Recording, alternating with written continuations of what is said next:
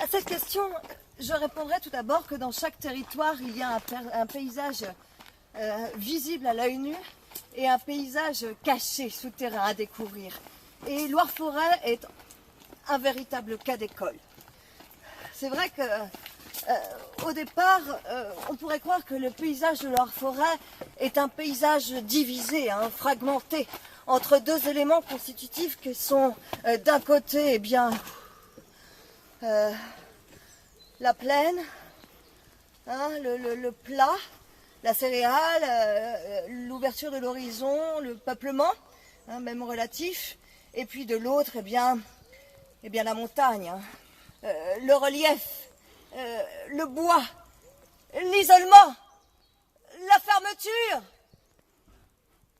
Oui,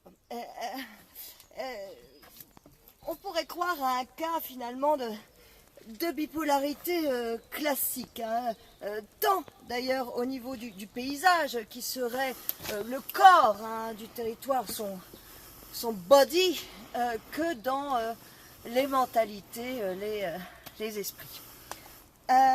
En suivant un petit peu l'enquête, on s'aperçoit que finalement cette bipolarité est une bipolarité de carte postale. Sous le cliché, eh bien, qu'est-ce qu'on trouve?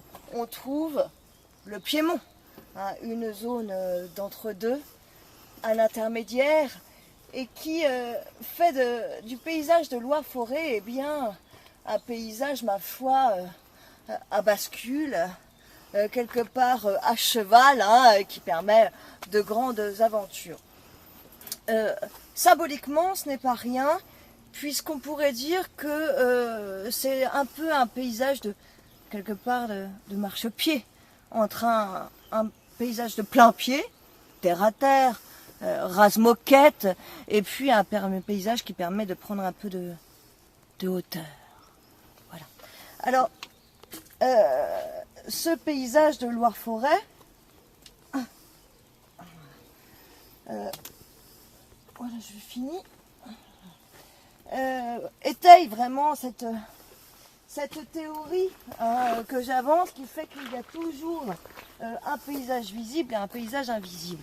Et ce paysage invisible dans le Loire-Forêt, c'est un paysage en quête d'équilibre. Et là où Loire-Forêt est véritablement un cas intéressant, c'est que cette quête d'équilibre, eh bien, figurez-vous, est inscrite dans la création géologique même du paysage. En effet, la plaine, hein, et la montagne, telles que vous les connaissez aujourd'hui, sont nées d'un double mouvement géologique qui, dans notre jargon, s'appelle bien le Horst, hein, de Ho avec un H, lettre équilibrée, hein, Horst, poussée donc ascendante, et de Graben, hein, du verbe allemand creuser. Hein. Donc ce qu'on voit en fait, c'est que dans des temps géologiques anciens, il y a une poussée simultanée et un effondrement simultané. Alors ça a créé la montagne et puis le plat de la plaine, hein, avec ici, bien évidemment, la zone de Piémont. Donc en fait, la plaine et la montagne ne sont pas du tout contradictoires, au contraire, c'est un peu les frères jumeaux, ils sont complètement complémentaires. Et ce qu'on s'aperçoit, c'est que même profondément, hein, le Horst et le Graben, eh bien, en se créant mutuellement, refont le signe de la balance, qui est un symbole d'équilibre, de justesse et de justice. Vous voyez, tout est connecté. Et ce que j'aime aussi dans le Loire-Forêt, c'est que on se sent bien. Il y a un véritable sentiment de bien-être. Et d'ailleurs, Honoré d'Urfé, hein, avec un H, encore, hein, comme équilibre, figure tutélaire littéraire, s'il en est, du Loire-Forêt, ne s'était pas trompé, puisqu'il avait posé le décor naturel de son Arcadie, hein, qui est finalement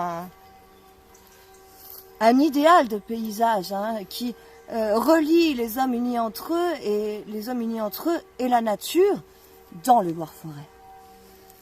L'Arcadie a dit mon paysage est parfait.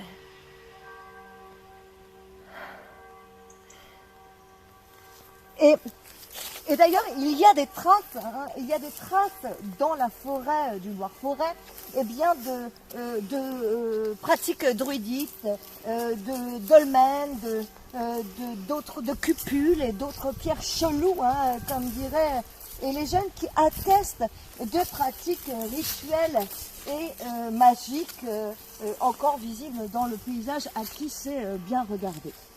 Mais qui dit prendre soin de l'autre, qui dit druide, dit prendre soin de l'autre, dit chaman, dit pharmacopée, dit nature, dit humain, dit prendre soin de l'humain, dit humaniste.